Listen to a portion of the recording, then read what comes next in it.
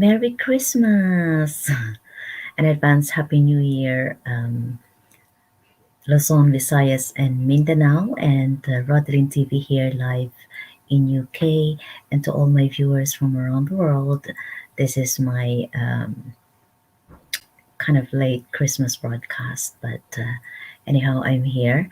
So pag-uusapan po natin because it's coming to an end of the year, no, year 2020. So I really have to dedicate this live streaming po, no? Looking back into my 25 years of nursing life and to celebrate all the hardship, all the struggle, challenges, and really the very tough um, experiences that we're facing at this pandemic po, no? To celebrate those moments, I just want to give you some kind of uh, bird's eye view, a glimpse into my nursing life, and also to dedicate this video, this talk, this chat, this piece of information to all the nurses out there. Um, this is for you, and of course to our global viewers who are wishing to become a nurse or who wants to understand the life of being a nurse. And I dedicate this simple video for all of you. So without further ado, let me just share my link so we can invite more audience. Just wait. How's your Christmas? Ayan. I was on duty Christmas Eve, and so I take time to recover for the next few days. And now I feel much better, so I'm able to do the YouTube.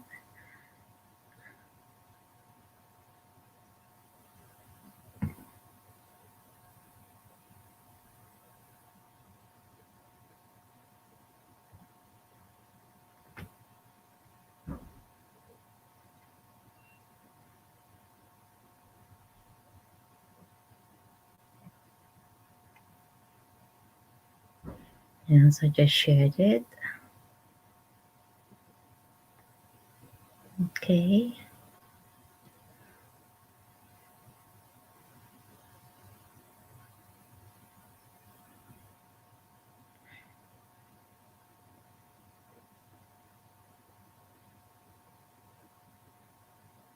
Mm.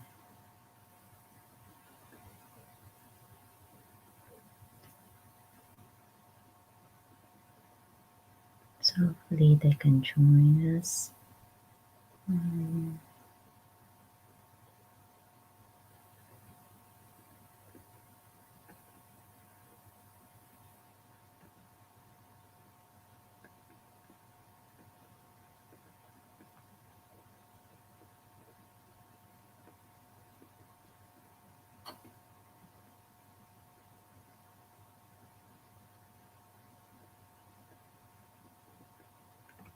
That's it.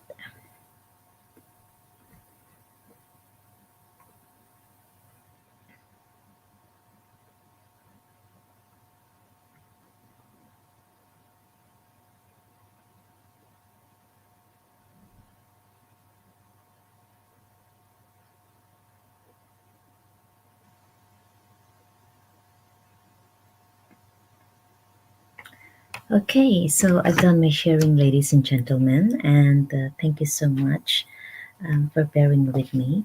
So I'll start off my nursing life when I was still a student. It was 1990 now, when I studied at University of San Agustin, Iloilo City, Philippines, and that's where I start off with my nursing career. And so, as a general nurse and as a student, we are exposed um,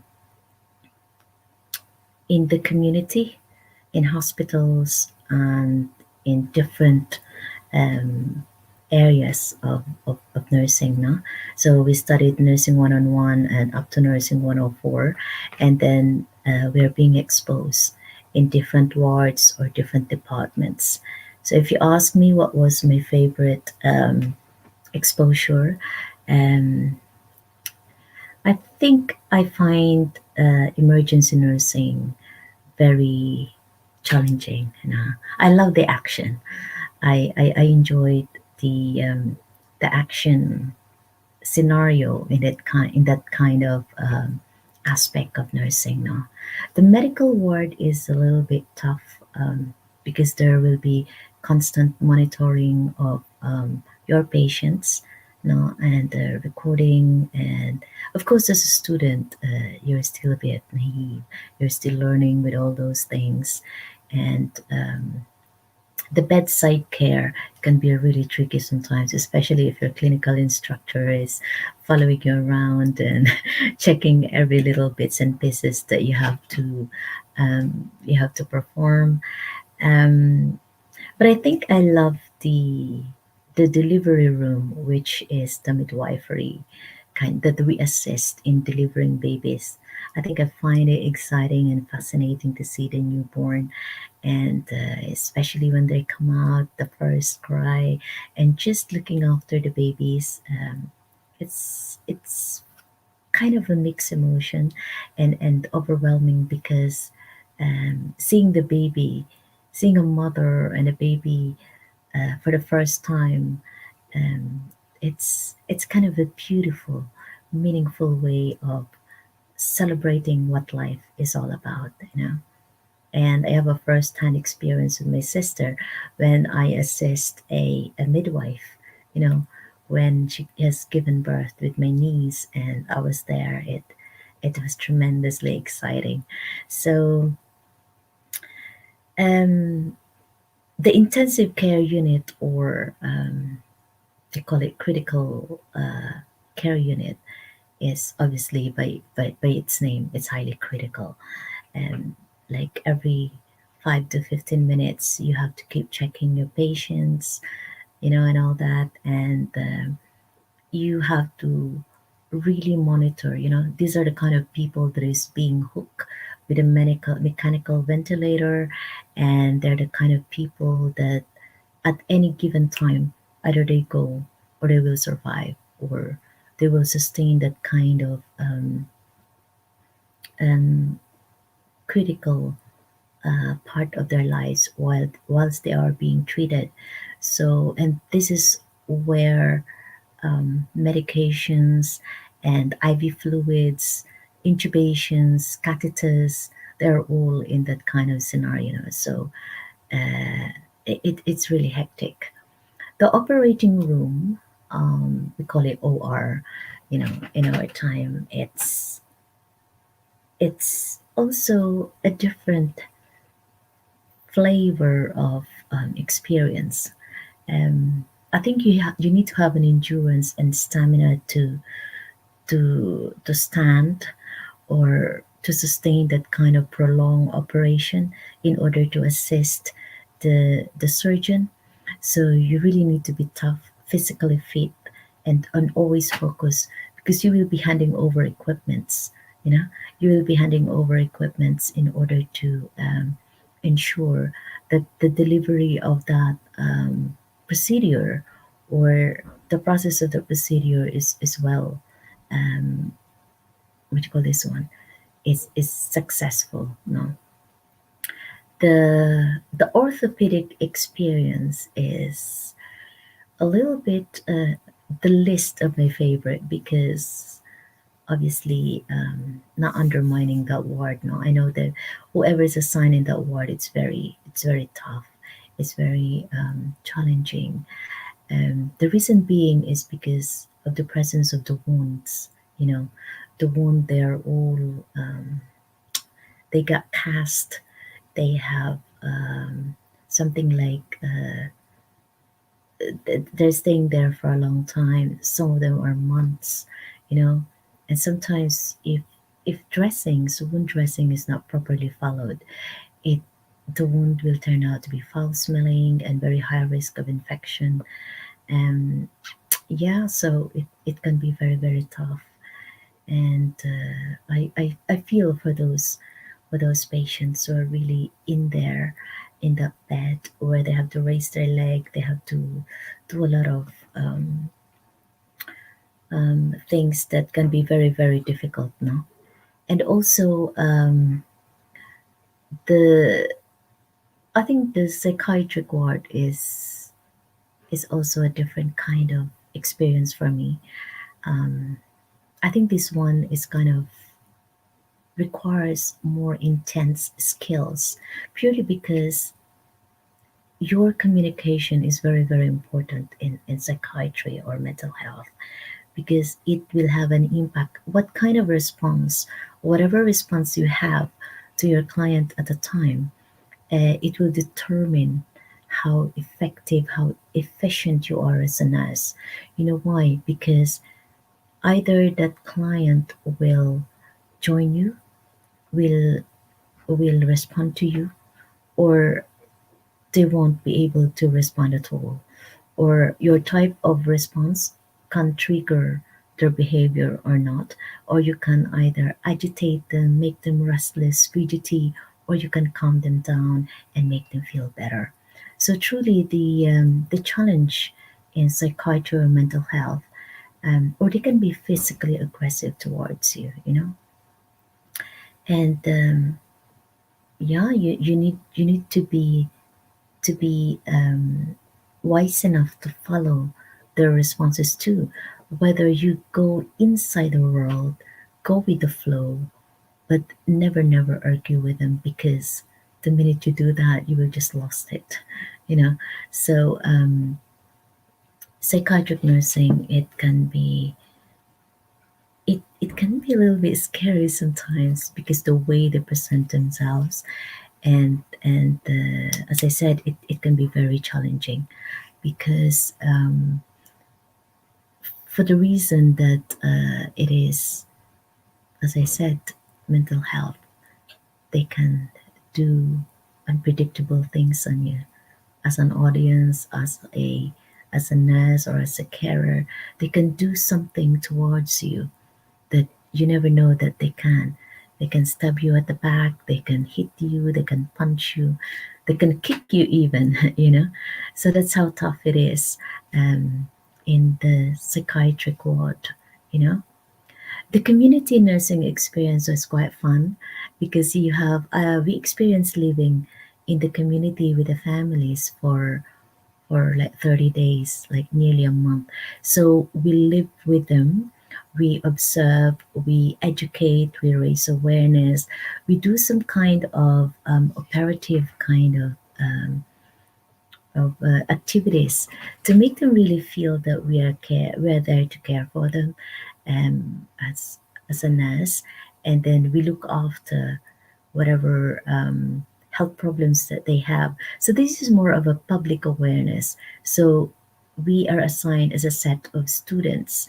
We are assigned in that particular family member. So we look after that specific family, and then as a whole in the community, we we kind of provide activities for them in order for them to and then we check their general health and well-being. So we do public service, we do public community duty at a time.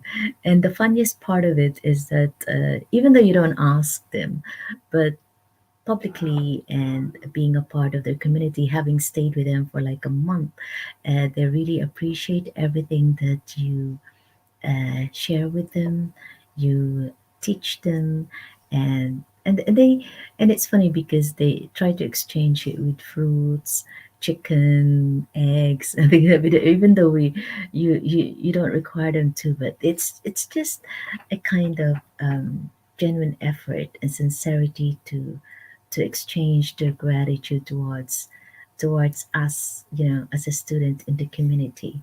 So what else have I? So I think occupational health as well. It's just I think this is just more a bit of a relaxed one, but I think overall, and then the surgical department, no, the surgical ward, especially the communicable disease ward. I think this is the toughest, and obviously this is deals more with infection control method and all that. So all of these areas that constitute my 4 years of learning now as a general nurse. So it's kind of really tough. We spend days and nights working on duty, and it's huge. It's a huge learning for 4 years now. Very thorough, very in depth, and we also do care planning. You know, we do our case presentations, and we also do revalida. Like a thesis kind of thing. So you really have to spend your time um, doing this. So that's a minute. Like,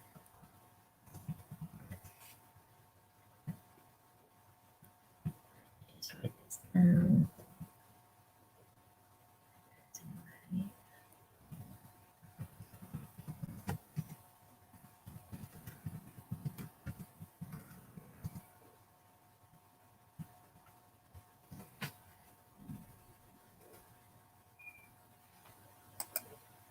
Yeah.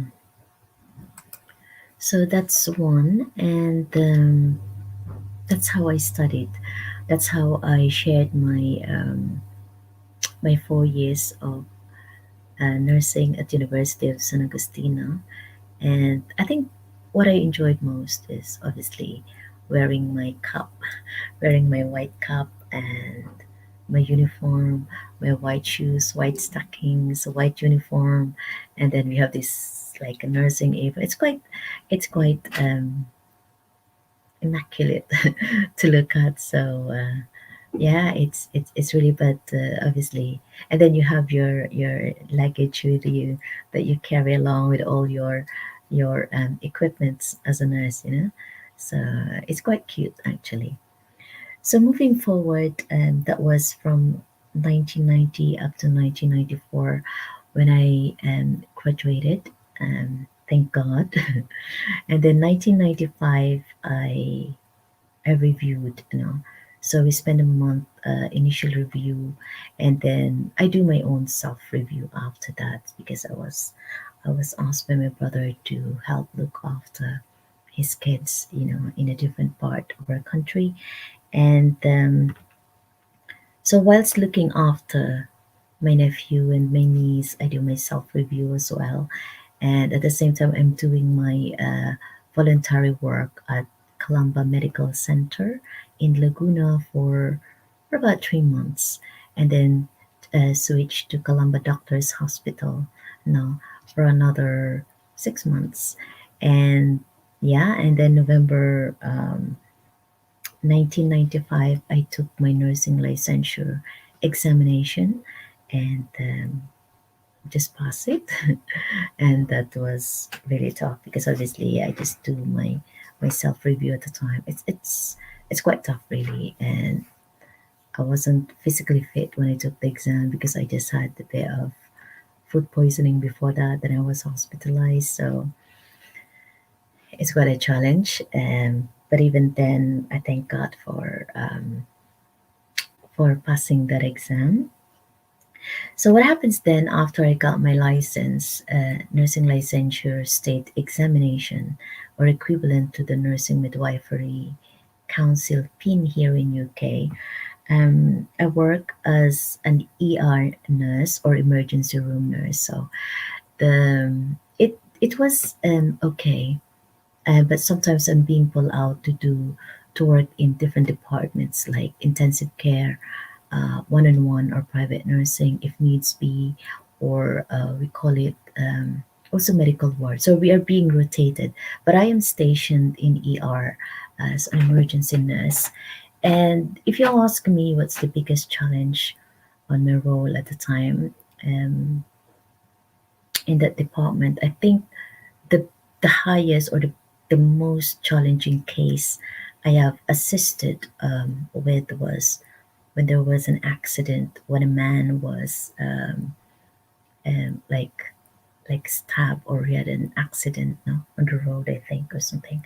And then this like a dagger get into his nose, and it just get into his head, probably just lick the brain, and it's blood all over. And and it's I think it was tough, for me, being new, being just a fresh passer of the nicing uh, licensure board exam, and have to handle this kind of situation. I think it was a shock to my system, to begin with.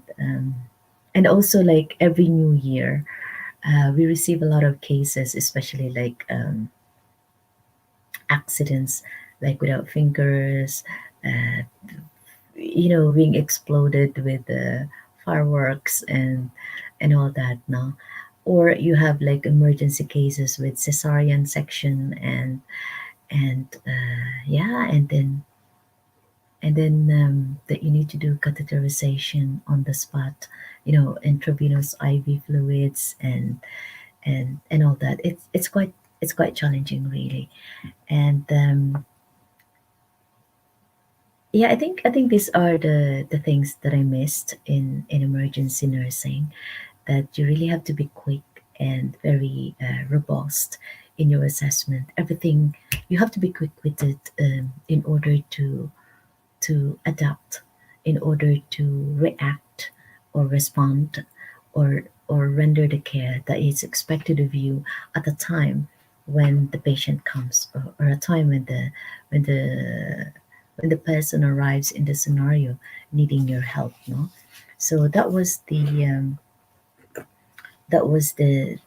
challenge for me. So on top of my emergency nursing role or job at the time, I was also asked to cover, as a nursing receptionist in one of the Japanese company in an industrial estate somewhere in the Laguna at the time, and it's called a Shendingen, Philippines now, and that's where I learned to interact with Japanese people, and yeah, and just doing night shift, looking after operators, they call it, like doing the computer jobs, computer works, and yeah, it's not as bad. It's not as hectic as compared to emergency nursing or intensive care nursing. No? And I also experienced in Fujitsu and working there as a company nurse as well. And then until I got a chance to be interviewed in Baguio City, and that's where I was interviewed by the nuns. And it's about nine of us in a group when we started off, and it was November 21, 1999, when I got my passport, my what you call this one, and all the requirements being completed now to travel to England, to United Kingdom. And I first landed in my job, um, in Augustinian care. It's so funny because I graduated from University of San Agustin, and my first employer was Augustinian Care. So, and I was born in August. Everything is August, Augustinian, August. It's quite meaningful to me, really. So, yeah, and I stayed with them for about 12 years as a nurse, and but in between, I also do like online study, and that's where I in between, it was tough to begin with, because obviously I'd never had any exposure of dementia, before, because my background is general nursing, and it's kind of more of mental health, dementia care, caring for elderly. And it was also tough to begin with for me, because obviously when I was born, I don't have any grandparents, so I don't have a first-hand experience with the elderly people, and it was a lot of adjustment for me. But because we are trained to be flexible, we are trained to become a very thorough, in our assessment. So really, in any age group, no, I don't mind a nurse is expected to deliver a quality care to any age group anyway. That's how we are being trained in the Philippines as a general nurse. So whether you're assigned in children or pediatric ward, um, middle age group people, or elderly people, it doesn't matter. It doesn't matter because that's how we are being trained. So we understand the dynamics in every age group now, and it's just superb to do that because let me just excuse me.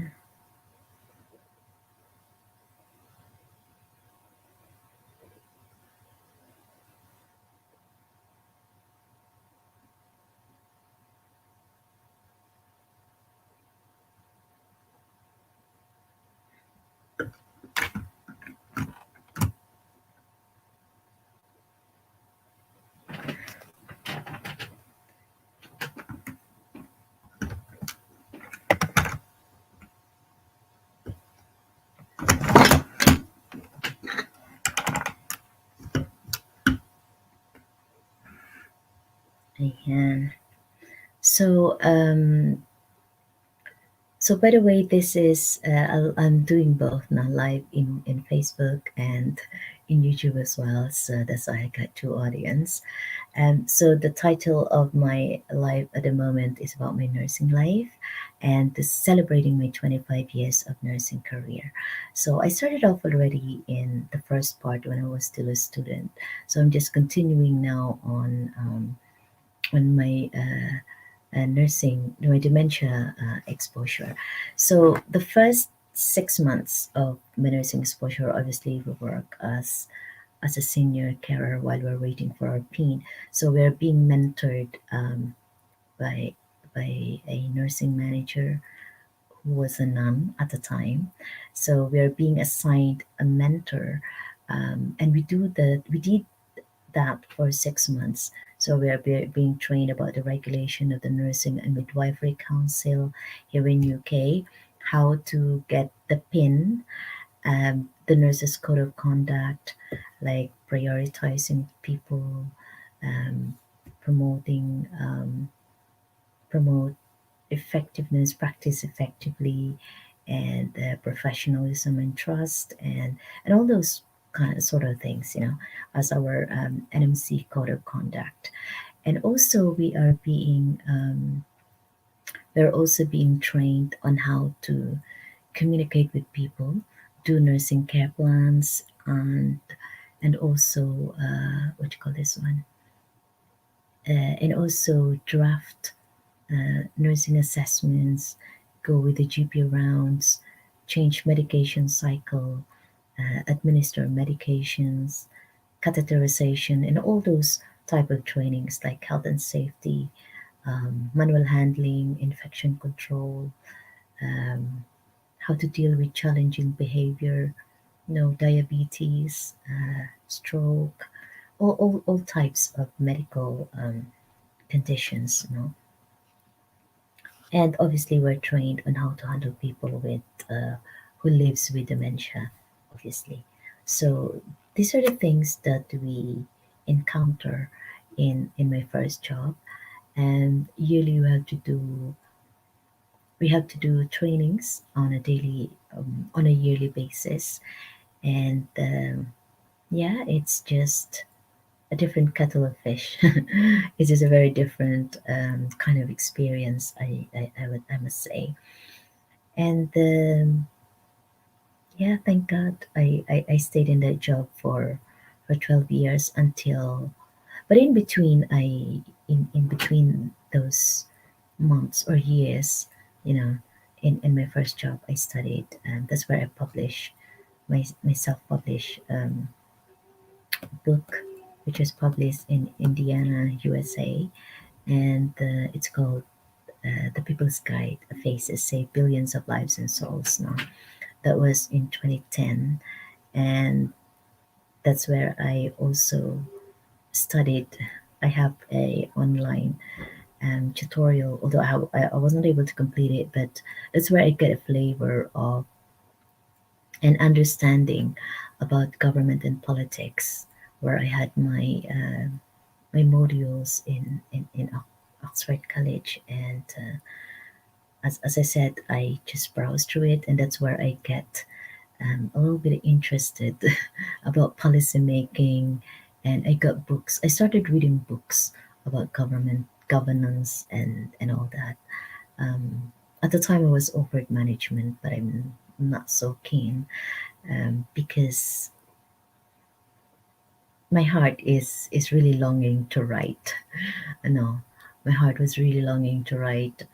Probably if I have known, if I was introduced um, to e-commerce, and that's where I also trained for that length of 12 years. I tried various stuff, like I studied in London Academy for Film and TV as a TV presenter, and that's where I did my training also.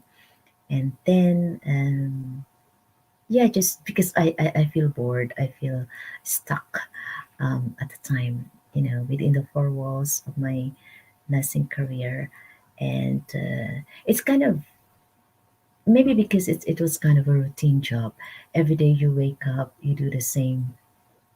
You deliver the care, do personal care to people. You do assessment, care planning, GP rounds, attending assessments, uh, doing decision support tool, continuing healthcare, all this routine stuff that we do. Although the condition of the patients changes now and again, but and then you look after them. That's a daily challenge.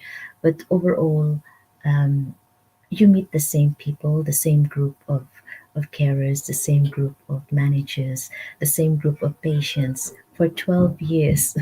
So that's why I decided to take a different route, and that's where I studied my train. I had my training um, as a TV presenter in the London Academy for Film and TV.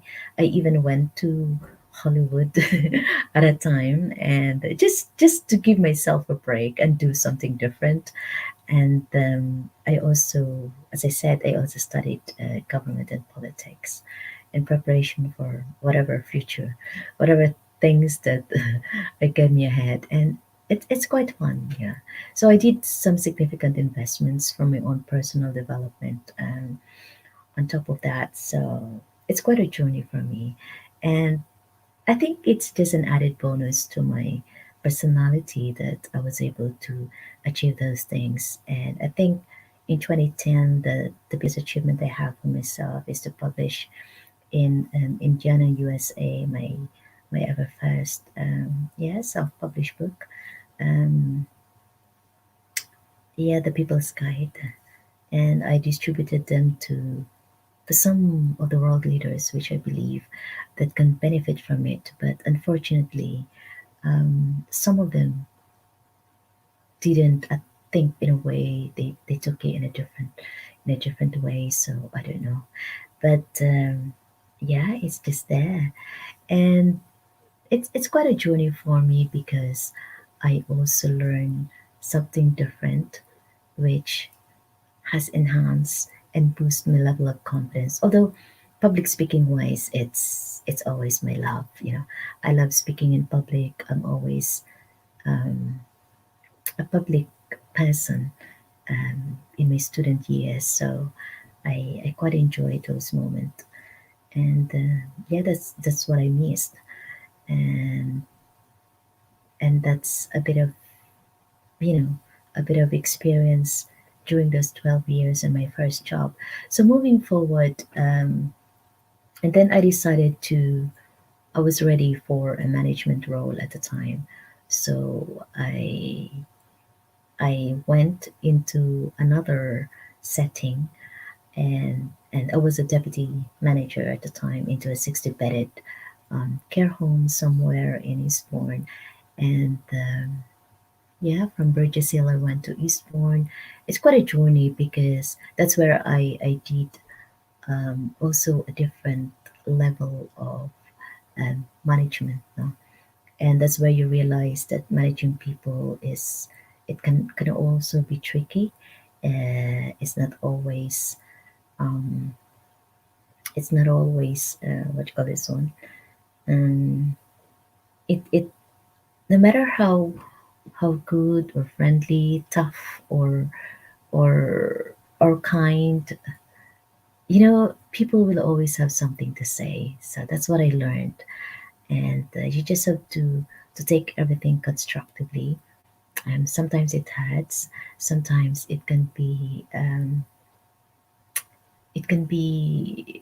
challenging, it can be tough, but you just have to learn to grow and outgrow and be above of it, you know, be above of it at all times. So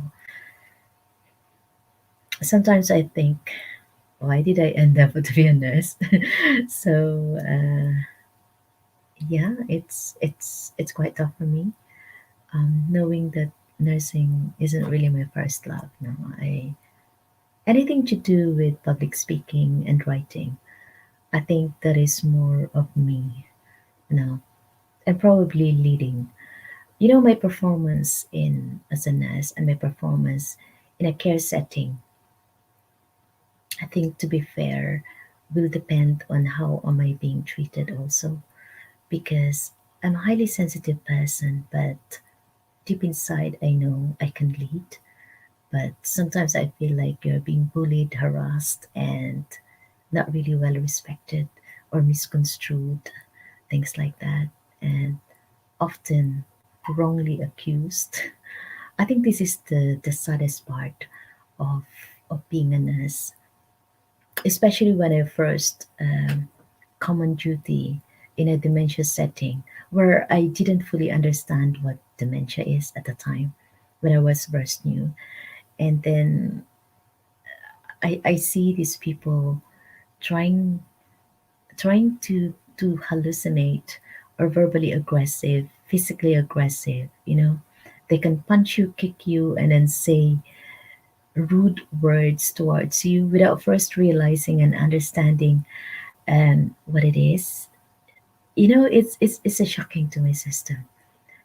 I find it so hard to cope with. So what I'm saying is, I'm sharing you this experience, so to all the aspiring nurses out there, because I want to prepare you.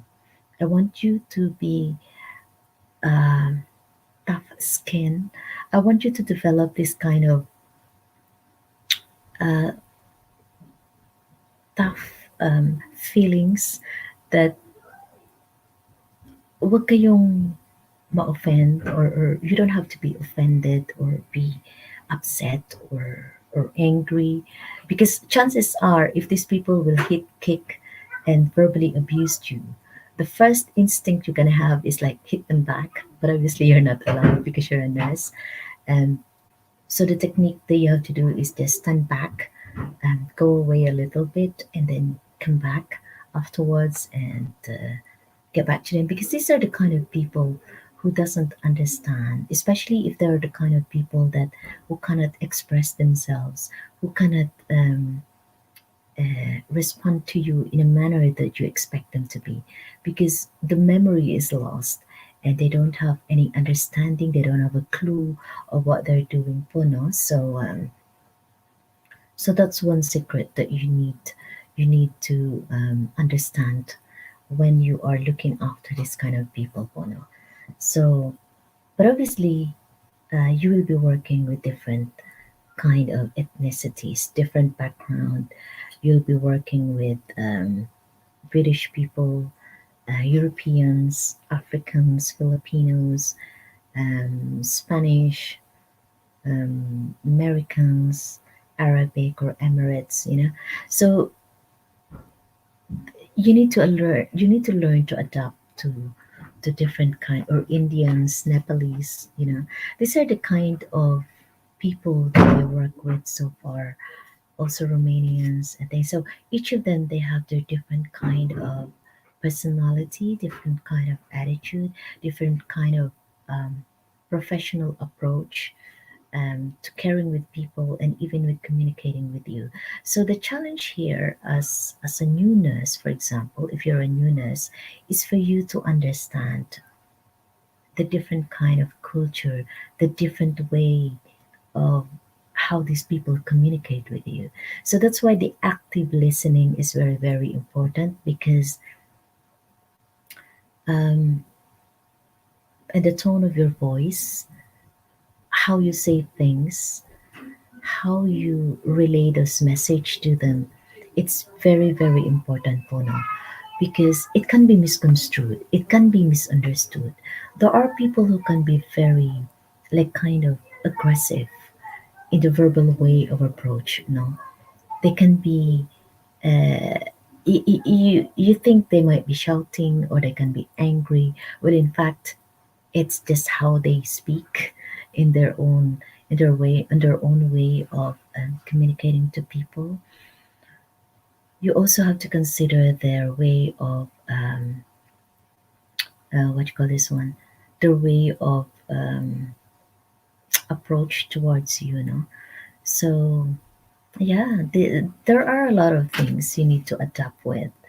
It's just not easy, Pono, to mingle with this kind of people, because everything and everyone, they have their own share of uniqueness on how to deal with you and how to mingle with you, partner. So that's a challenge. Um, and then then after my, like, about 2 years as a deputy manager, then I moved to management, from a 28 bedded to 91 bedded care home setting for about 5 years altogether in the same company. And I think the biggest challenge as a manager is, again, um, the the compliance in terms of the regulations, no? And then how you ensure that the stuff you cover, the home that you manage, is compliant in all aspect of what is required by the Care Quality Commission. So this is the toughest one. Obviously, I stayed for 5 years, and I experienced a lot of struggle, also a lot of good and not so good memories. I experienced a lot of, and I think I learned a lot. I learned a lot in a holistic way, because things can be very, very tough, from marketing, selling beds, and making sure that people come into the home, ensuring that staff are following memos and company policies, following protocols in terms of day-to-day requirements of each residents living in that care home, and making sure that all aspects on all domains of care planning are up to date, um, and all aspects from maintenance to nursing management, clinical based, and licensing in all aspect of multidisciplinary team. The funding, that is the very, very most important one, because that is a very source of income of all the employees. From the payment of the residents coming into the home, these are their funding, um, and then, yeah, all the regulations required by the Care Quality Commission, and the overall health and safety, infection control trainings, inspections, and administration of medications, care planning, referral to mental health, dietitian, physiotherapist, dentist, optician, general practitioners. You must have a very good working relationship with your surgery in order to get the very good flow of your assessment to them and get back the recommendation straight away. And then you must have a good collaboration with your ambulance crew and the people in the hospitals if there's a need to send someone in the hospital, and all the required paperworks that you need to prepare and give to them when the resident gets unwell and need to be sent to the hospital and all that. So yeah, there's a lot of things. There's a lot of things to prepare being a nurse, and being a manager as such as well. It's as I said to you, you have to deal with family inquiries, with agencies, with social services, with your GPs. Um, what else? And everybody inquiring to the home, be it business, um, regulatory matters, or even with your own um, company that is checking now and again supplies and all that. No, obviously you covered the entire building, and yeah, that's where I learned what Legionella is and all the plumbing issues. Even though it's not within my domain of my nursing job, but you learn to know the language about it, even though I don't like it, but I got no choice. I have to. But and making sure that you are also able to listen to your staff.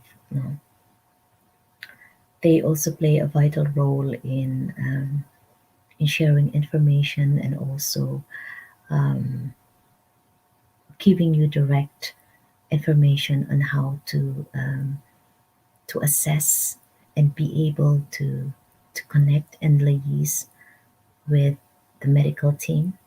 I'm a kind of nurse who likes to be thorough, if I have ample time.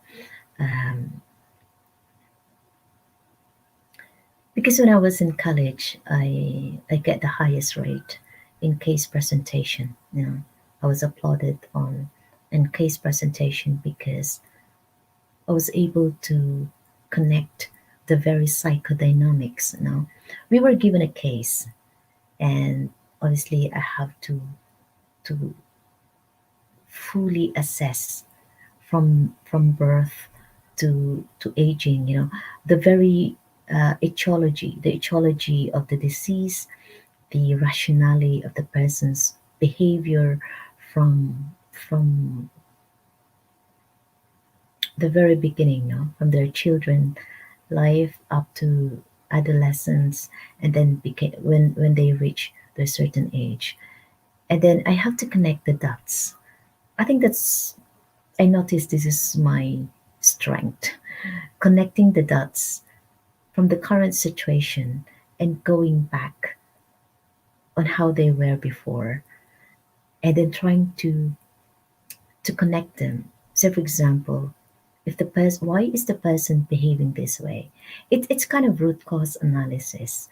um, I think that's where I'm good at.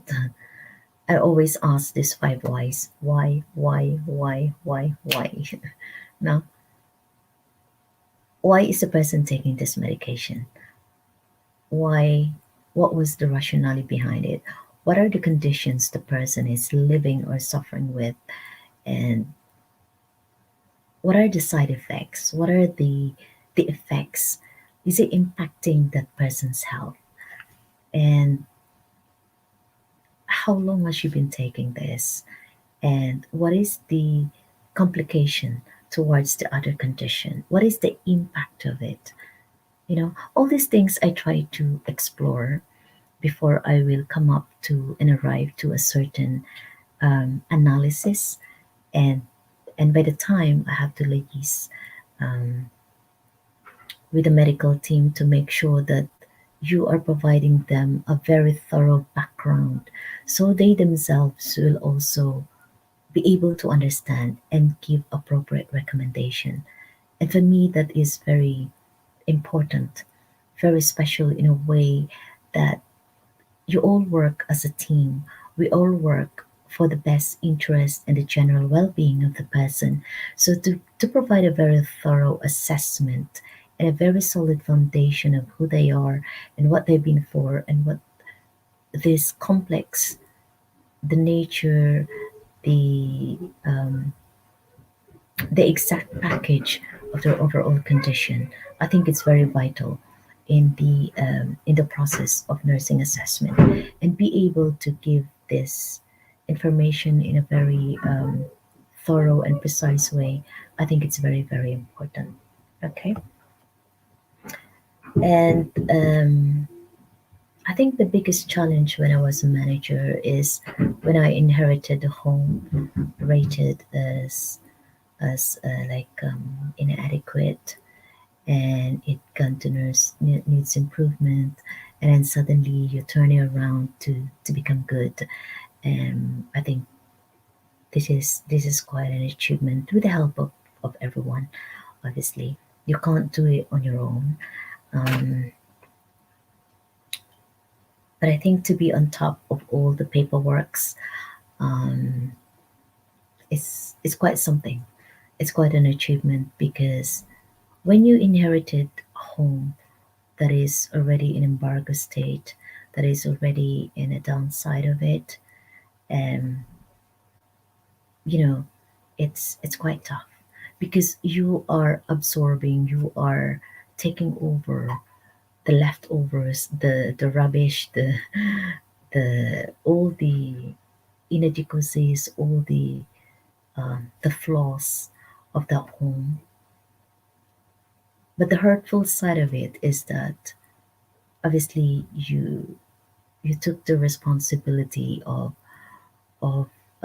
improving it, of correcting the things, but sometimes you cannot help it to feel that all the blame is being directed on you sometimes. And this is what I want to share to the aspiring nurses, that you really need to be tough. You really need to be tough and learn to develop that kind of confidence and strength within you to overcome this kind of blaming game, the pinpointing fingers, and the some kind of sometimes there are elements of you feel like being harassed or being bullied in a way if you cannot meet the expectations straight away. And how we wish these are the things that needs to be corrected in a care home setting or in hospital or in any work setting as such, because belittling and undermining one's capability, um, and not really appreciating the bulk and the volume of the work, and just looking into one aspect of a mistake or a shortcoming and highlighting it, I think it's becoming disproportionate as opposed to the massive achievement, to the hard work, to the struggle, to the effort that is being done, and by that responsibility allocated for you, you know, especially if you have like 80 employees, you have a massive um, you have a massive responsibility, you know. um, and that was my experience. I'm just speaking from the heart, you know, because I would, again, the purpose of this um, chat or conversation is to provide awareness to the aspiring nurses and to educate them.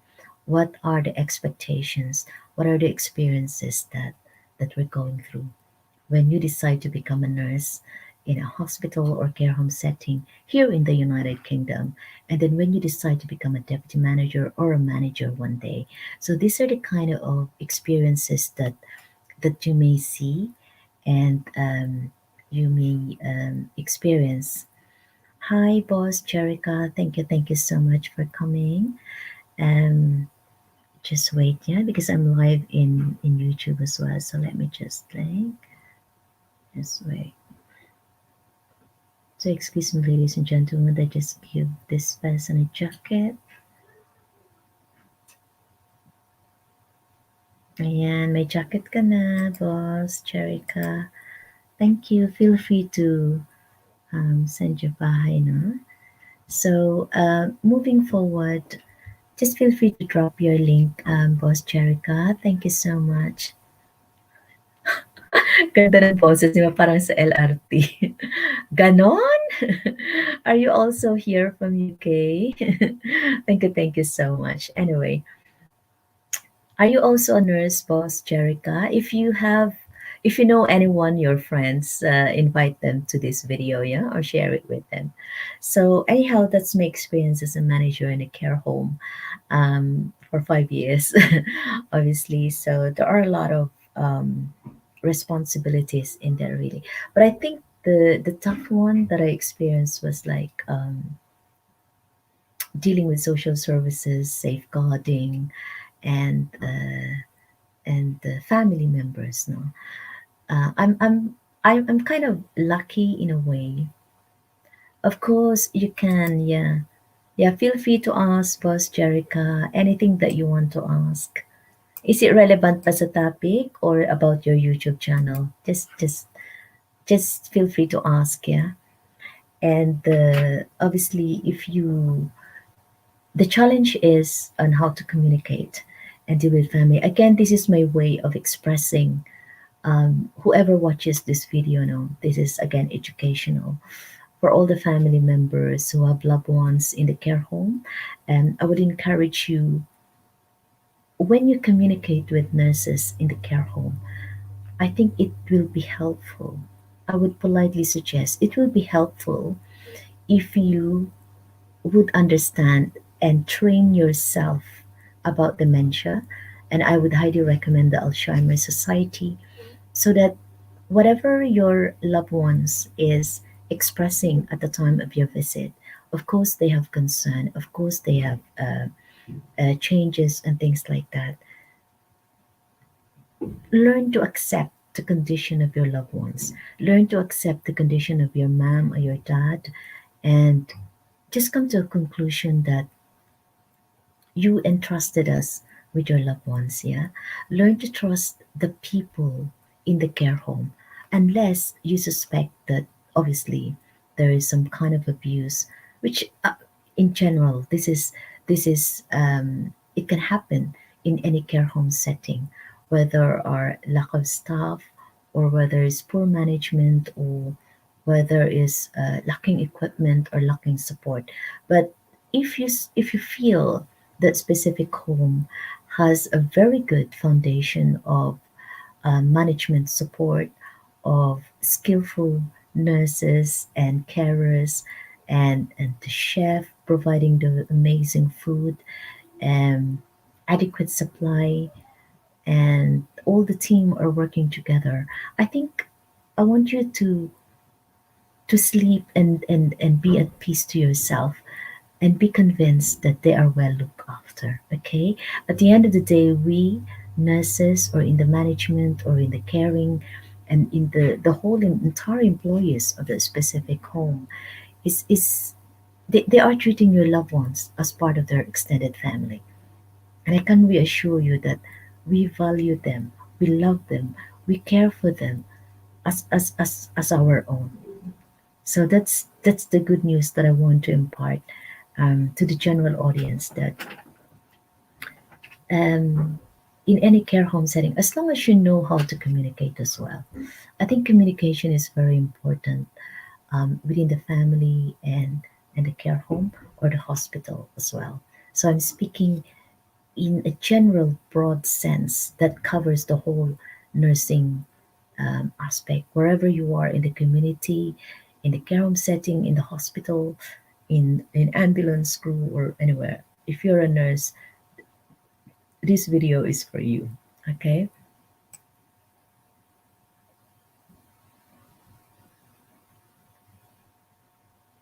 Okay. Let me.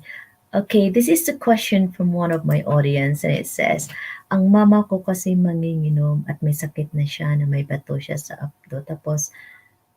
Tapos may tama na siya sa baga. Okay. If tuloy niya pa din ang pag-iinom, anong mangyayari sa kanya? Okay. So this is, it looks like Boss Jerica, it looks like your mom obviously manginginom. So the worst condition or the worst organ will be affected is her kidney. No, um, obviously this is alcoholism. No, and you know very well that when alcohol intoxicates the body, it can affect the entire system. No, andyan yung magkaka-jaundice siya, andyan yung kanyang, the kidney will not be able to function in the most efficient manner. So, apektado talaga yung kanyang physical health. Meron sakit na siya sa may bato and up to, of course, sa liver and up to, ano ba yun? And the gallbladder and then also sa lungs, no? Naninigarilyo din ba siya, Boss Jerica? I think she will end. How old is your mom, by the way, Boss Jerica? No? And if you continue to drink, yeah, you know, alcoholism is very hard to get rid of. Ang tanong kasi, okay, himay-mayin natin yung tanong mo ha. Kasi ang dami in one question, ang dami, no? Number one, gusto kong malaman, ilang taon na siya? How long has she been taken? Okay, 47. Hindi lang din magkalayo yung edad na. Ang bata pa niya ha. How long has she started drinking? Ayan. Kaya importante yan eh. It's very important to know how long has the person been drinking. May sakit na rin siya sa baga, naninigarilyo din ba siya? Ayan. Ma'am, nosebleeding na po ako. Ay, wag kang mag-nosebleed ka. Okay lang yun.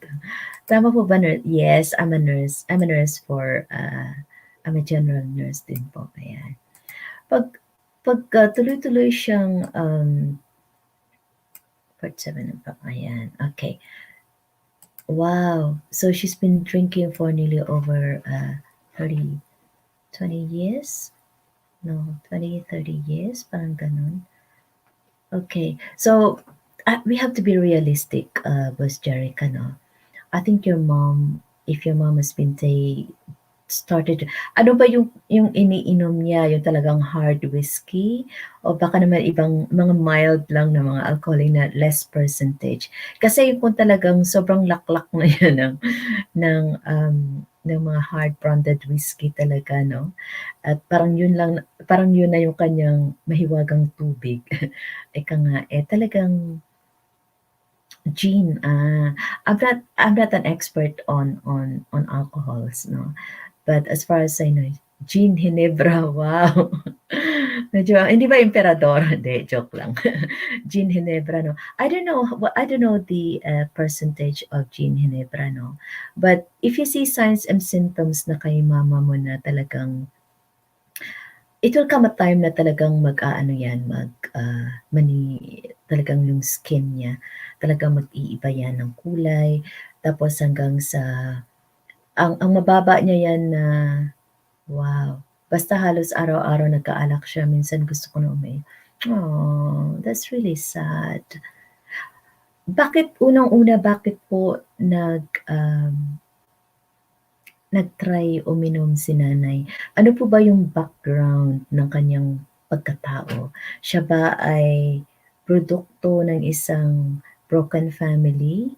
Meron ba siyang mga kasaysayan na hindi natin alam na nag-udyok sa kanya upang manginom? Siya ba ay biktima ng isang karahasan o kahirapan na gusto niyang makalimot? Alam mo yung mga ganong klaseng katanungan po, Jerica, no? Kasi ilang beses na siya dinala sa ospital, okay. So, anyway, gusto kong malaman kung ano ba talaga ang pinaka-background niya, bakit siya nag-umpisang manginom? Dati siya sa Japan. Oh, sige naintindihan ko na. Ano ba trabaho niya sa Japan? Oh, kung ayaw mo sabihin, okay lang medyo na-gets ko na.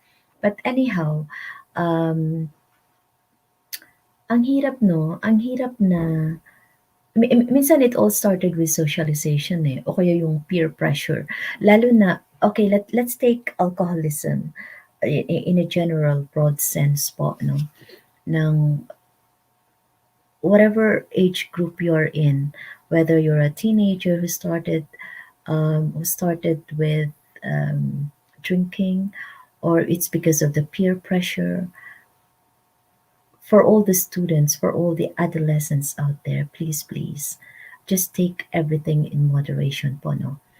I know with the kind of weather here in England, I know alcohol can give you some kind of heat also and a bit of pleasure and all that, but you need to take things in moderation kasi talagang mahirap po, no? Mahirap pong lutasin, mahirap na pong paano ba yan? Mahirap na pong umalis sa ganyang sitwasyon once nalulong ka na, no? Yes, Jerica, I'm afraid parang hindi na natin kakayaning mapa-stop si mama mo 'no, kasi parang buong system na niya intoxicated na. So talagang hahanap-hanapin niya 'yan. Unless ang puwede ko lang talagang mai-recommend na alam ko, eh, magkaroon siya ng, counseling 'no, kung willing siya. Kung meron ba diyan sa asan ba siya ngayon, sa Philippines or sa Japan? So wherever your mom is, maybe maybe we can advise her to get some mental help, kahit sa psychological profile niya pa lang, eh, medyo dahan-dahan nating kasi hindi mo siya puwedeng biglain ka, hindi mo siya puwede nalang basta nalang na kakadinahan, "Yan ma, wag ka ng uminom." It won't work. Believe me, it won't work. 'Pag talagang lulong na siya, mahirap na talaga 'yan tanggalin sa sistema niya, sa katawan niya. 'Di na po siya, okay, that's fine. So ang gawin natin you can approach, you can, um, I don't know the branches sa Philippines 'no, kung sino ang puwede mong lapitan either in hospital o kaya tawag ka kang hotline kay Tatay Digong, magtanong ka kung merong mga ano doon, department na puwedeng mag-counsel o kaya mag-advice sa mama mo. Tapos, dahan-dahan ang approach dapat diyan ka na support system sa mama mo kasi talagang napakahirap na niyang tanggalin pagka diyan na. Ang next na puwede kong i-recommend, again depende din yan sa profile niyo, kung may kakilala kayo na mga kaibigan, kamag-anak na merong tinatawag na Kangen water, 'no. Ito talaga confident ako, puwede niyang i-detoxify yung liver tsaka kidney ng nanay mo. Ito yung at check mo, explore mo yung video ko dun yung effects ng kasi itong Kangen water in the process of detoxification or anything alkaline na puwede niyang inumin 'no, but Kangen water is the best one, yung 9.5 na puwede niyang, um, everyday kung may kakilala kayo kasi yung machine medyo may kamahalan po 'no. So, unless kung may kakilala ka na puwede diyang mag-provide sa inyo, I strongly believe na makakatulong po 'to sa kanya para ma-detoxify. I'm not claiming na gagaling kaagad yung nanay mo by just taking few glasses of this Kangen water 'no, no. It will take months probably na sa tuloy-tuloy niyang pag-inom at talaga kung hindi na siya kung iinom I think tawag nito, yung unti-unti siyang, um, for example kung araw-araw siyang naglalaklak ng gin Ginebra for example 'no, um, siguro unti-unti niyang babawas-bawasan ng konti.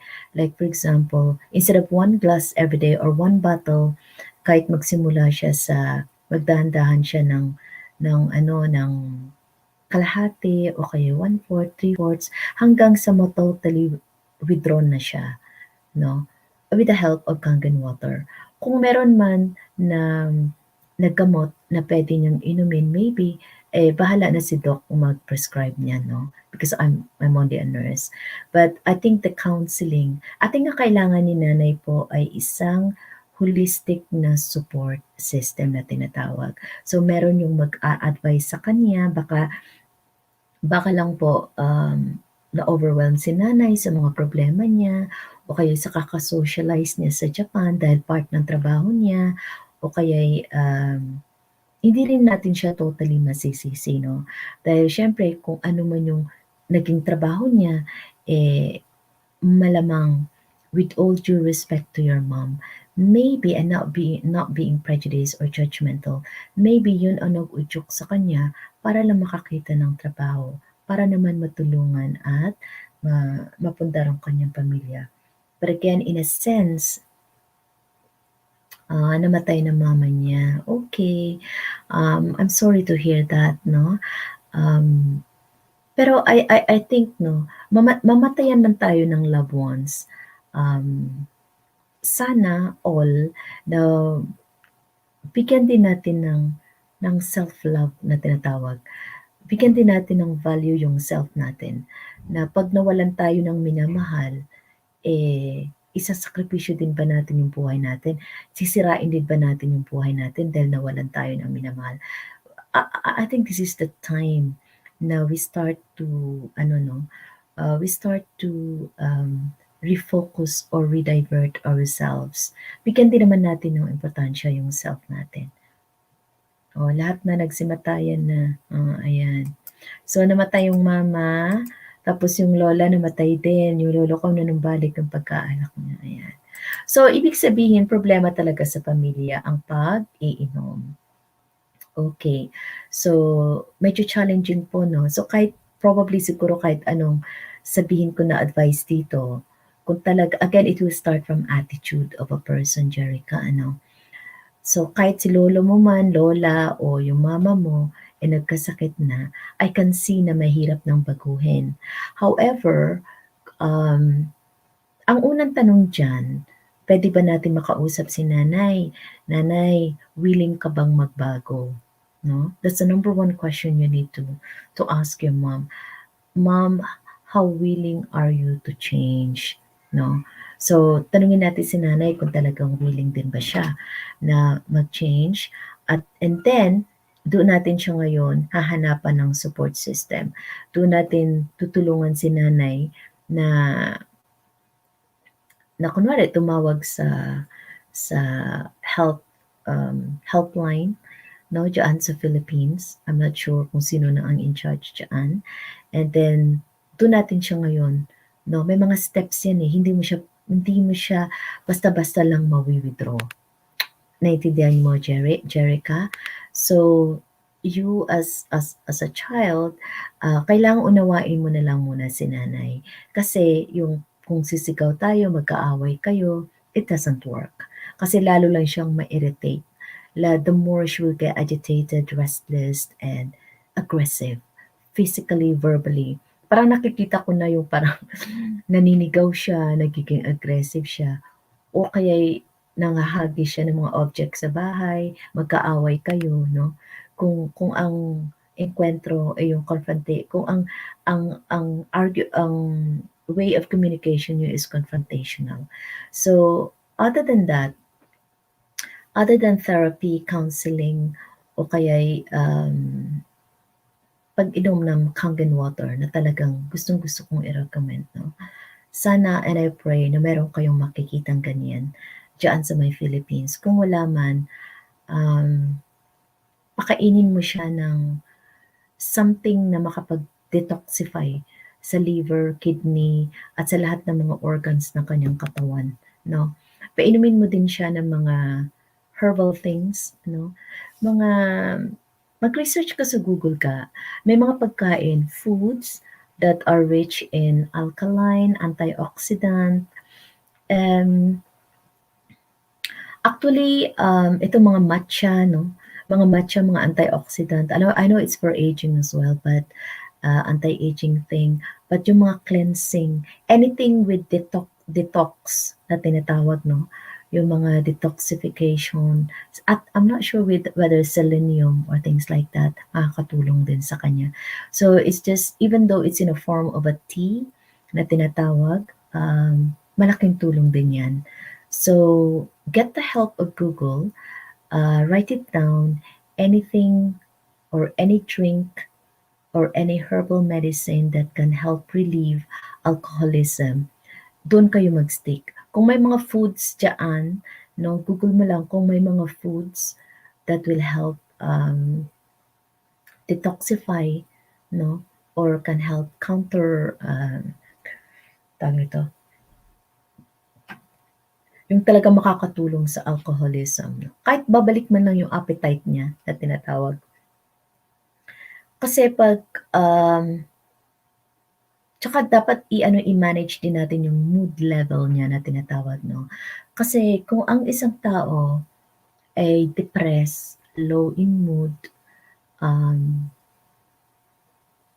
malungkot 'no, at very frustrated, malamang talagang yun ang kanilang, displacement, yun ang kanilang, diversional activity, talagang manginginom ang mga 'yan 'no.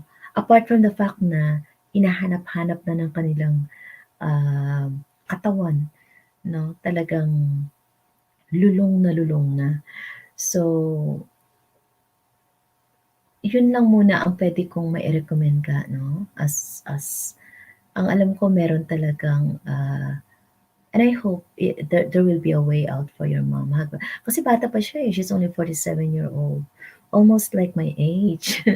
'Di ba? I never drank in my life 'no, only like very very little before, alam mo yung mag-socialize ka lang, attend ka ng mga functions or events 'no, but not to the point na alam mo yung mga 20 meals, 30 meals, yung konti lang talaga, just enough to say na andiyan nakipag-socialize ka, pero yung maglalaklak ka ng gin, hinebra, my God, 'no? And sabihin mo din kay mama mo na, "Ma, it's a waste of money din," 'no?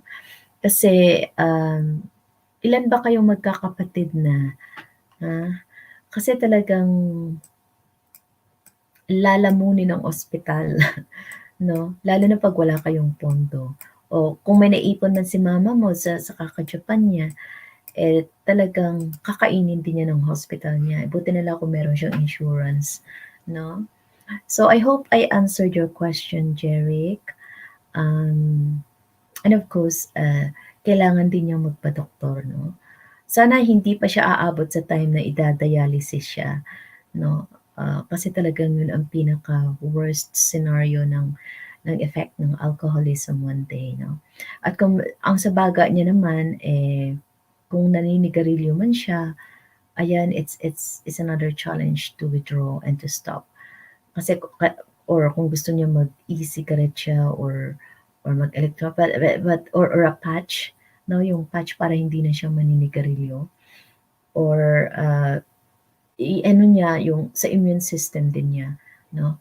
So gano'n din, same process na i-recommend ko sa'yo na maggugol din kayo ng mga pagkain that will help boost the immune system and will help, combat the side effects or the withdrawal symptoms of the alcoholism. Kasi po, talagang, um, malaki.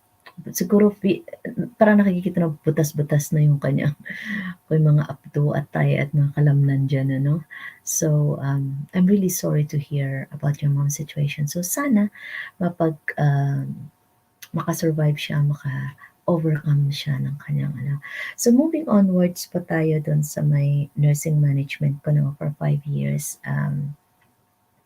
Awa ng Diyos, ayun, I I tried it and it's not easy. But I come to a decision at the point na ako naman yung medyo naaagrabyado and I must say I experienced some kind of stress level and, andiyan yung hindi ako nakakatulog sa kakaisip kung ano mangyayari the next day, 'no. I cannot help it, you will feel worry about your residents and then the holistic package ng expectation ng management sa'yo. So, ako, I can easily get inspired if I am well supported, if I have given this kind of 100% trust. Kasi ang mindset ko, I'm a highly independent woman, no? So, mas prefer ko, I prefer to function on my own, like in terms of decision making, although that doesn't mean that I don't liase or I don't ask people's opinion, but this is how I'm being brought up.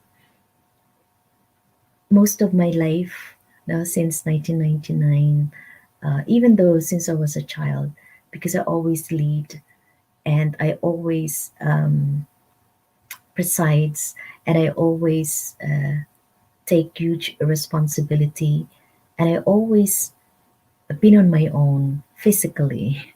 So that's why I developed this kind of independent mindset. No, I don't rely on someone else before. I don't rely on someone else financial support or help, or I don't consult. I don't ask. I have my own mind. I have my own brain. I have my own decisions. So it's quite a challenge for me to adjust when I will be working with someone who can be controlling. No, it's, but for me, I don't mind the control as long as it is being relayed or being discussed with reciprocity of respect, because I enjoyed active listening. I love listening to people who shows the same level of kindness and respect as I do, because it's quite sad and disapproving or frustrating when you are always compared with or belittled, humiliated, and things like that. I don't like it at all. So it can affect my performance. Yes, it can. But if you just leave me, trust me, um, and let me fly the flag for you, I can guarantee you 200 or 1000%. I'll fly the flag for you with confidence, with pride, with enthusiasm, and um, with full support, from my heart. Whether I would be making decisions which is outside the realm of whatever it is, but I'm more than happy to take accountability for the good outcome, the worst outcome, the medium outcome, whatever the outcome it is, I will face it because it comes from me. So I'm not expecting anyone to to clean the mess or to amend a mistake, but of course we do help each other, we do provide support and all that. But at the end of the day, I'm a kind of person, if I made mistake, I will be the one to correct it.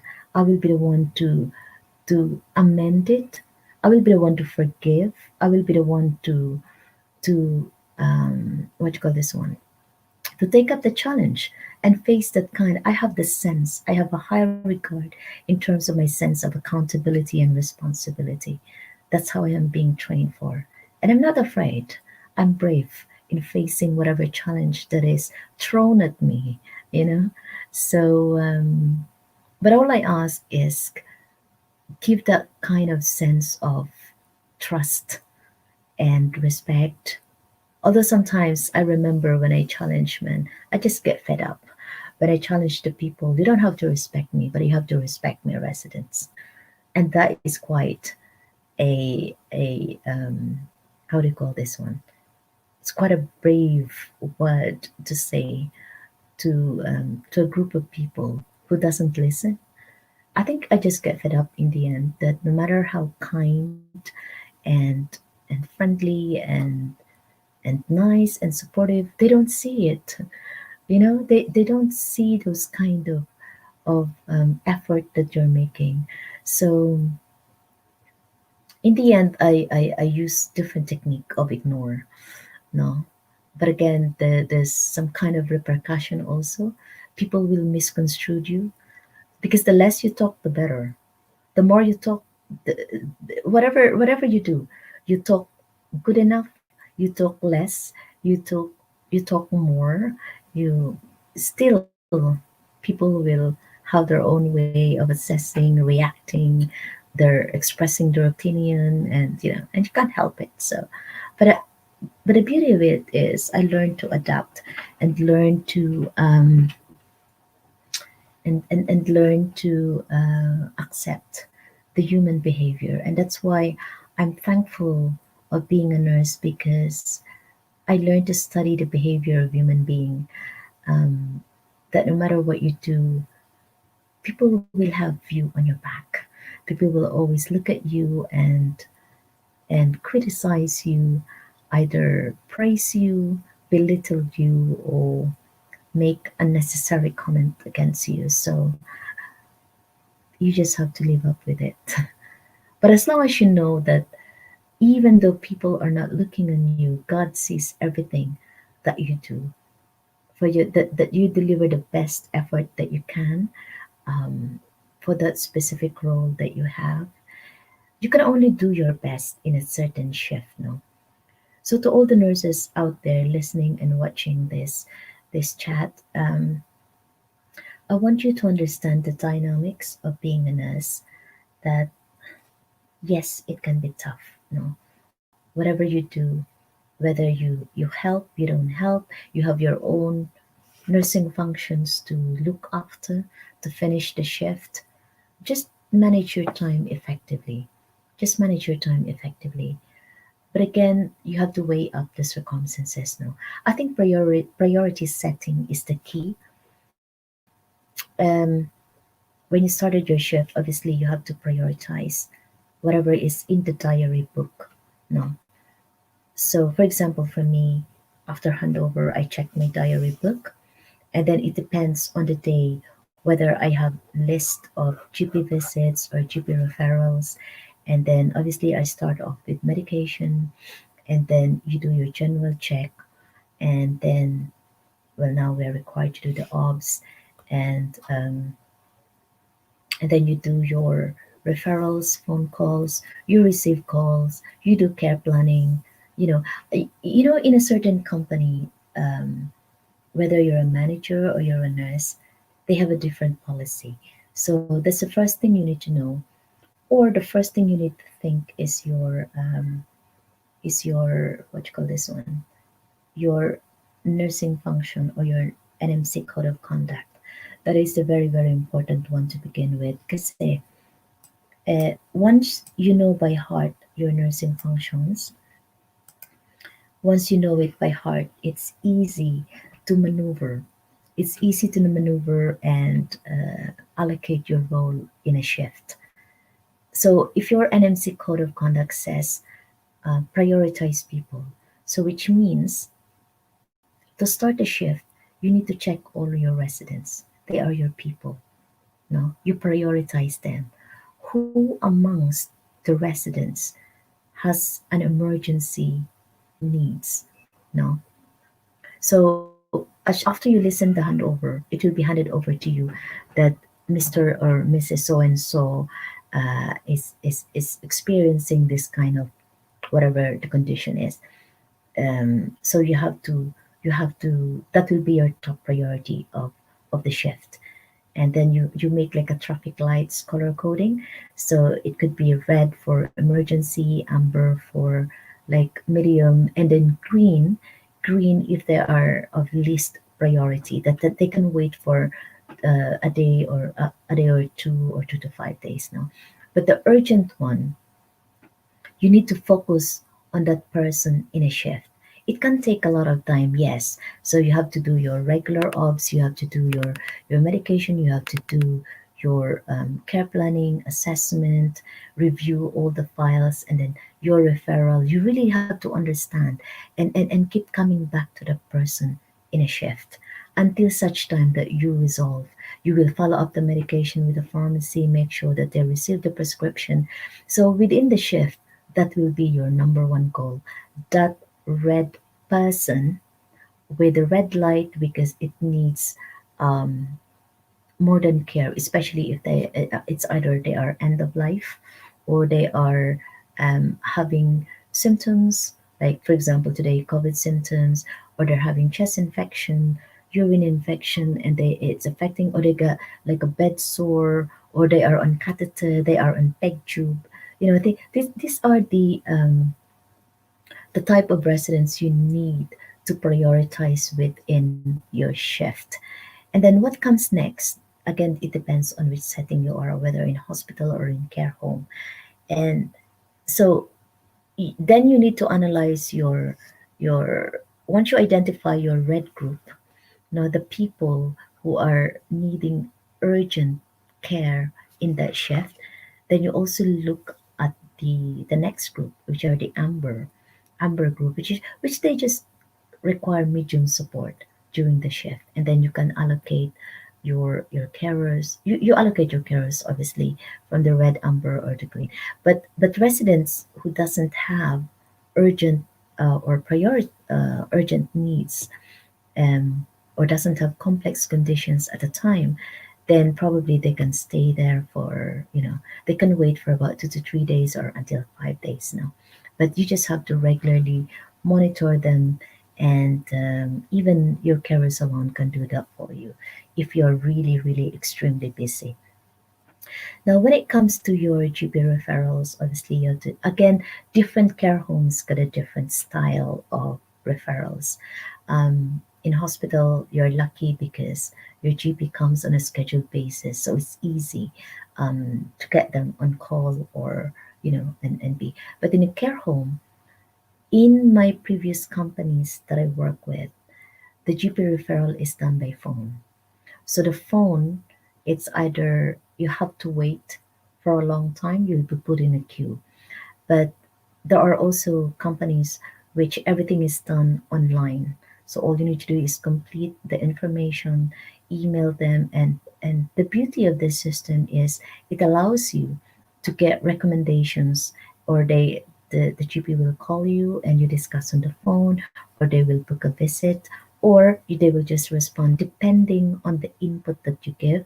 So if you are very thorough and straight away you describe everything, and then you build the trust, you trust each other's assessment. I am being trusted with my quality assessment, and then they will confirm or validate or gather more information by virtual assessment, or by physical visit, or by phone. So that's where you build, establish rapport in a more holistic, professional manner, because you trust each other, you believe in each other's assessment, recommendation, and analysis out from that information you have gathered. So data collection as a nurse is very, very important, and how you present them will, in a very complete way, will give you a very good background. If I am a doctor, for example, I would appreciate a nurse giving me information in a holistic way, and then I will confirm on the phone, or I will confirm virtual assessment, or I will do a visit. And that's where you will appreciate the best teamwork ever, rather than just faxing an information. They will read it, and then, or discussing on the phone, and then that's it. And there are also various types of GP who can be very thorough, who just give you one off, straightforward, nothing else. So you see, so this is where the the skill set comes in as a person, as a carer, how thorough you are when you do personal care. You fully examined your resident or your patient head to toe. For me as a nurse, we are being taught to thoroughly assess from head to toe, which means from scalp, if you see, from hair, if you see dryness, and then the scalp, if you see there are flaky scalp, um, flaky stuff, or some kind of irritation in the skin, psoriasis. And then you see the eyes, if they are developing conjunctivitis, the ears, if they're impacted earwax, the nose, if they are congested or blocked, the tongue, if they got sore, the entire buccal cavity, if they have inflammation, sore, or bleeding, gum bleeding, tooth pulled out, you know, the face, if it is swollen, if there are scratch, anything, the behind the ears, if there are lumps, the neck, if there are swallowing difficulty, the armpits, if there are sore under the breast, if there are like fungal infection, everywhere, everywhere. That's how we are being trained. That's why I'm very thorough in all my referrals and assessments as much as I can, because that's the best way forward, and that's the best help that GP can recommend you for anything, for your patients or for your residents. And then you will mention about the mood, the behavior, the color of the urine, the vital signs, the blood pressure, oxygen saturation, temperature, respiration. It can all change. Whether the person is shaking, whether they are febrile, the temperature is high, or things like that. These are minor things, but they play a very significant role in your thorough assessment. Okay pa ba yan? So, The color of the urine, the fecal matter, it all implies something. It all says something about a medical condition that is starting or to develop, or it has been existent for a long time. So you need to remember that these are the very, very significant things that you need to observe when you do your full assessment. Okay? So if you're a nurse listening to me right now, um, also the blood test is very important, but these are the things that you cannot just do without the GP order, okay? So that's why it's important that when you refer, this is how I refer. So I'll mention the objective cues. Objective cues means things that I see in a person at a time when I assess. So, for example, um, my objective cues are there is coughing, whether then I will get the stethoscope to assess the lungs. You know, if I can hear crackles, whizzes, or anything, any some kind within the lung fields. Obviously, the GP will confirm and validate that information when they visit, and then you need to check the temperature, yeah? And then you need to see whether there are secretions or phlegm. You need to check the color of the phlegm, the the consistency of it, you know, whether they vomit, yeah, or feeling sick, things like that. So and whether they're having some loose bowels also, anything. No, you have to write everything that you can see at a time because it's very important. And the reason why I tell you it's important because one symptom can be denotative of something else. You think it's just a plain cough, a plain, a plain that or it could be a dry cough, a non-productive cough, or an unable to expectorate phlegm, but then they're having loose bowels, and because they cannot express, that you never know that they have this. They lost their smell, sense of smell, and then they because they couldn't express whether they got pain anywhere and everywhere. It could be a sign of COVID. It could be it could be a pneumonia. It could be a chronic obstructive pulmonary disease. Do you know what I mean? And then sasamahan pa ng increase in blood pressure because they are in pain. Yung pala may history ng hypertension din, no? Sa kakaubo niya nag-exert siya ng effort. And then after that, you will notice na meron din pala siyang problema sa um, nagko-constipating pala siya kasi ilang araw na siya na hindi nakainom ng laxative o kaya'y hindi siya naka-open ng bowels kasi may impacted. Alam mo yung mga ganon.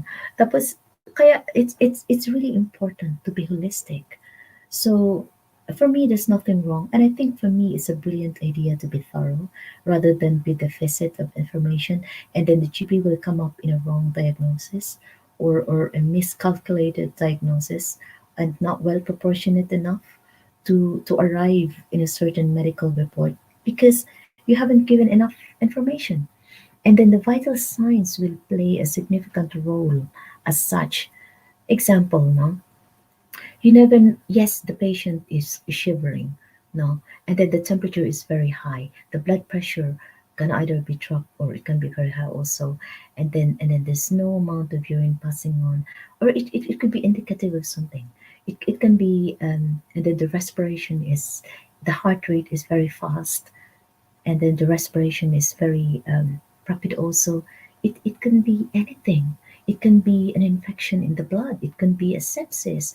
It can be, you know, it can be either a lower respiratory tract infection or a urinary tract infection. It could be anything. So that's why I urge every nurse, you need to be thorough. Yeah, you need to be thorough. That's the best weapon you can give to protect yourself, to protect your pain, to protect your profession as a very thorough. And it's nice, and it's nice to feel that you've done your best to save one's life. Okay ba ba yan? So I hope you learned something from that.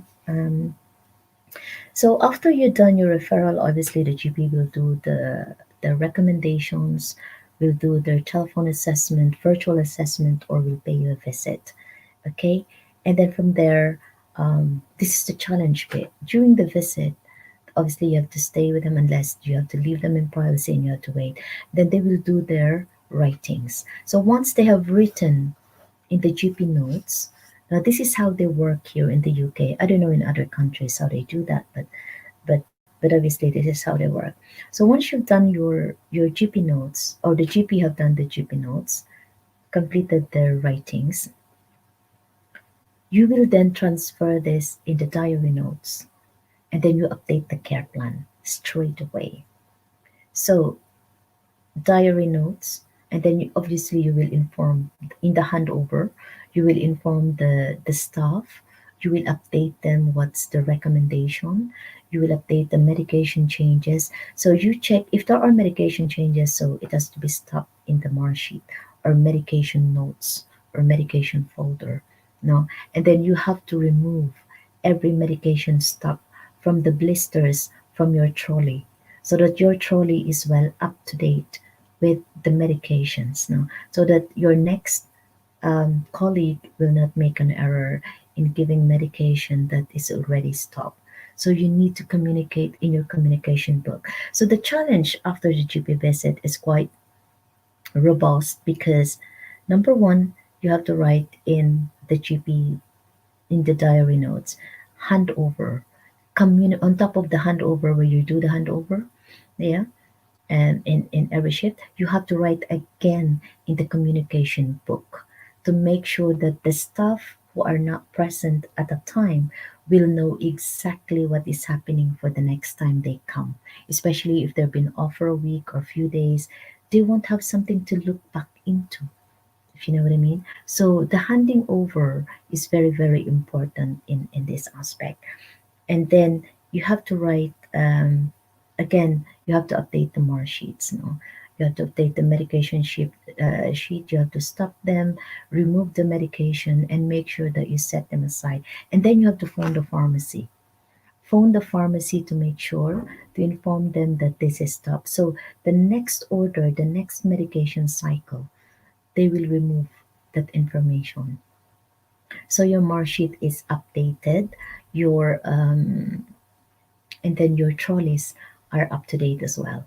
And then you have to, whatever domain is being updated. So for example, we're talking about urine infection, so you need to create now a healthcare needs care plan, which consists of it's just a short care plan really, for a short term, until the finish, until the antibiotic course is finished. Maybe just last a care plan that would last for 1 day.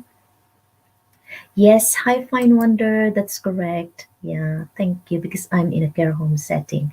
But this is just a general information for everybody, you know. Although the hospital has a different approach also, but this is just a general information how I carry out my work on a day-to-day basis. So thank you so much for joining. And also, what you call this one? So once you updated your mark sheet, you have to remove it, and then you make a care plan. You make a care plan out of the information, out of the diagnosis or impression or diagnosis that has been given to you by the GP now. So you will do that piece of care plan, and then again, you have to update you have to evaluate the elimination domain. In a care home setting, they're using 15 types of domain. I need to tackle this next time because this is a very long, very broad care planning. I will do the care planning next time. Okay.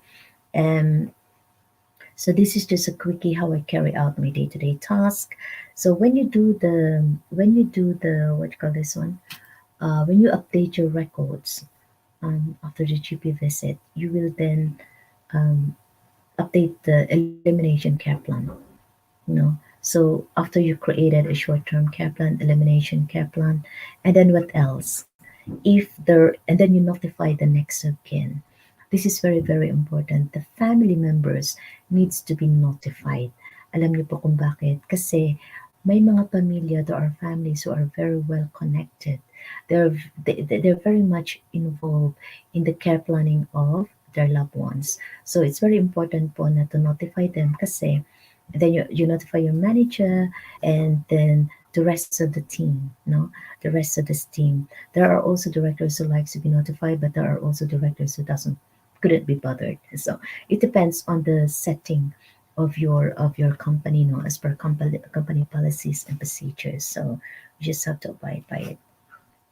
And then, so you've done all your notifications. However, you notice na yun pala, that specific client, all the needs, then you review the needs, no? It falls on the funding review. Now, I will also make another video of this because this is quite long. And then if that person, say for example, has deteriorated, no, it now become end of life, which means they are dying or they are um, how do you call this one, before the end of life, or palliative care. You also have to liaise with the family members, with the GP, and then coordinate with the team, and especially the social services, because if they are from private funded and then the fund runs out, then the social services needs to be involved.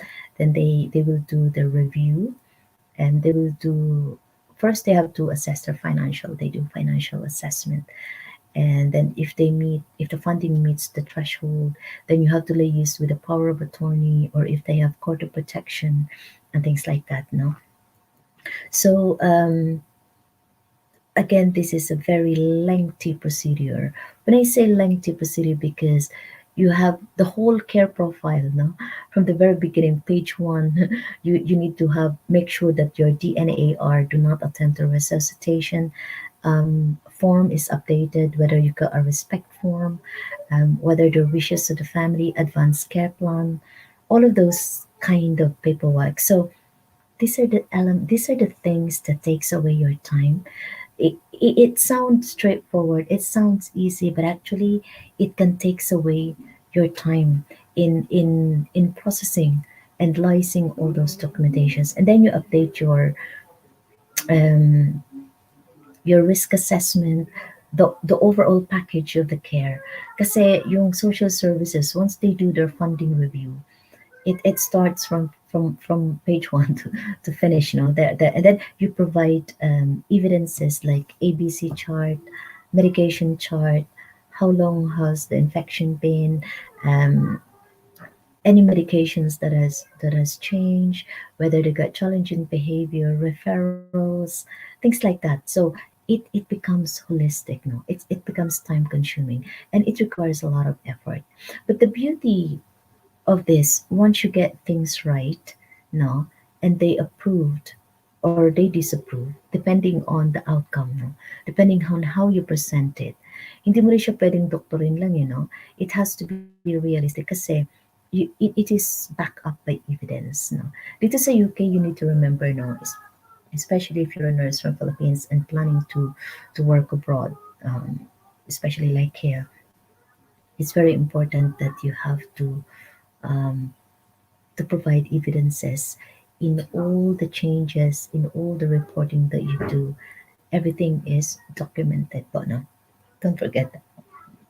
So yeah, those are the things na talagang very holistic po siya, no? Sa approach natin. That's how I run that's how I manage my time, and divide it in a way na makumpleto ko yung shift ko, no? But ang challenge doon, because of this COVID situation, we also do COVID testing. And then, especially daytime, no? And if it falls on a schedule na you have to change the medication cycle, also it takes away your time. And again, in a different company, they have different setting.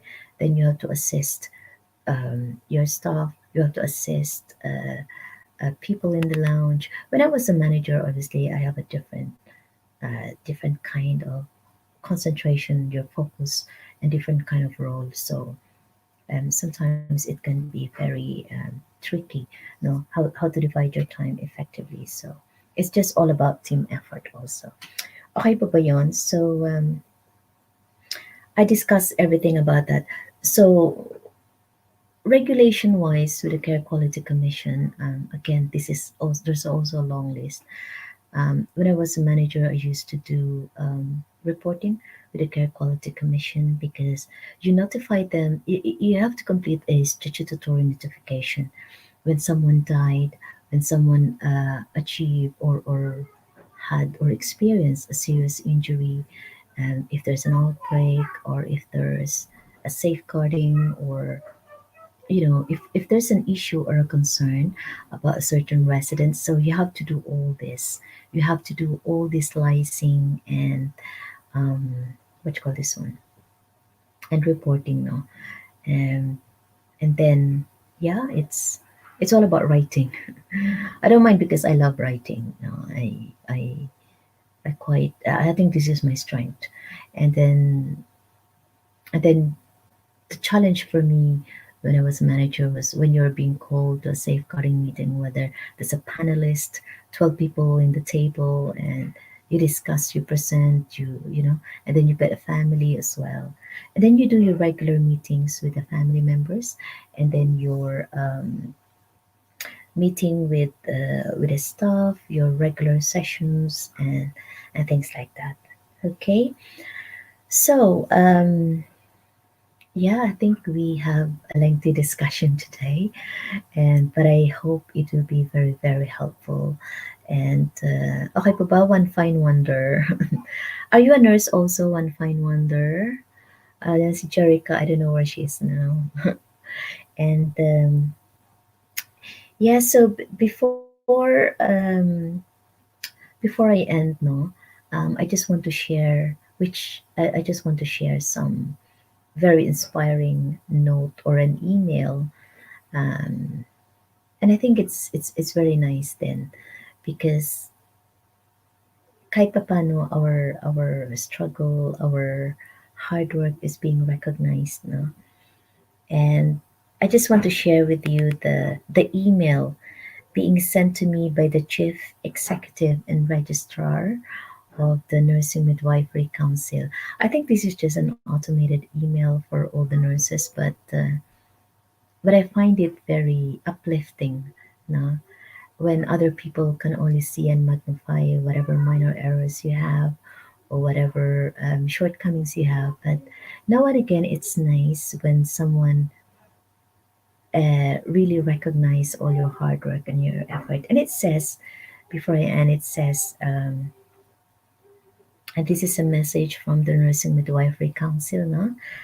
Dear Rodalyn, um, wishing to you ahead of the festive season that gives me, at this challenging time. And really, she's expressing her appreciation to all the hard work that we do. And it says that really appreciating the way you have kept delivering the kind, safe, and effective care has been so phenomenal, and in behalf of everyone at the NMC. So it's quite a lengthy email actually, but I just get the very inspiring one. This is more of the expression of gratitude, of appreciation, recognition, especially at this time of pandemic. And thank you so much, Chief Executive and Registrar of the NMC, Andrea Sutcliffe. Yeah, thank you so much for your email. So very much appreciated. So rest assured, I don't know how long I'm gonna stay in this caring industry, but obviously I have my own plans in the future. But whilst I'm here, rest assured that I will do my best to come up with the expectations and be an inspiration to the new nurses, the existing nurses in the registry. And by the way, the Nursing and Midwifery Council consists of 725 nurses in the UK. No, so I don't know whether this figure is updated or not, but I this is what I've seen in the emails. So yeah. So to all of you out there, thank you for joining, and for all those who haven't. and will still be listening to me in the upcoming days and weeks and months. This video will just be embedded there for a long term. I say thank you for joining me. Again, this is Rodalyn TV, and for my next video, maybe I will be sharing more about my work as a nurse and being and my previous job as a manager. Just giving you tips to really help you and maybe be more specific in my topic para naman po kapulutan niyo ng aral, no? I'm not just a business minded woman. I'm also a professional nurse with a nursing background with a management background, I mean, that I want to make the most of the innate knowledge and the acquired ones that I have based on my experience, based on my 25 years of nursing experience, and yeah, and overall, I just want to cherish that I also enjoyed our nursing jubilee, no, our return jubilarian, uh, the last January, and again, I would like to thank you, University of San Agustin, my College of Nursing, for once inviting me as your inspirational speaker or your commencement speaker for the nursing graduation of nursing students in our beloved alma mater, and be part and be able to participate in the Silver Jubilee of class 1994. Thank you so much. And I'm so happy that I was given a chance to study nursing, even though this is not my first love. But I know God is redirecting me for a better person, to be able to understand the essence of human attitude, human behavior, and how they affect, how they impact, how they connect to other people. I think the knowledge acquisition of understanding human behavior is the best gift that I got from my nursing career, and I couldn't thank you more than enough to all my clinical instructors, especially to my three scholarships, my two private philanthropists or benefactor, and and my school from the academic excellence. So thank you so much for that wonderful opportunity that you have given me. So and I thank God above all the blessings that I have earned over the years. And thank you for my class family, friends, and of course, even though I haven't spent so much time with my parents and my brothers and sisters, but they know who they are and they know my um, educational background, my town in Igbaras, Iloilo, and in my country, the Philippines. Whatever I achieve for now and for the future, um, always bear in mind that this is for you. And whatever I achieve in relevance to advancing and progressing my knowledge and skills, the wisdom, it's all my gift to God. And for the people who loves me, support me, inspires me, and trust me and believe in me, you know who you are. I don't need to mention one by one. To the people close to my heart, thank you so much for all the love and support, for the for listening, for checking, for just be there when I needed you most. And thank you so much for everyone who has been my support system all through the years, my 25 years. And yeah, here I am. I couldn't believe I'm in 25 years of my nursing career, and hopefully whatever blessings that and whatever God is planning for me in upcoming years, only Him knows. Whatever plans He has for me and prepared for me ahead, I think I must say that I'm a holistic, efficient, and in a way, a very loving and sweetness to my residents and patients. And I hope that's I hope to be remembered that way as a nurse because I know I've given my best and my all.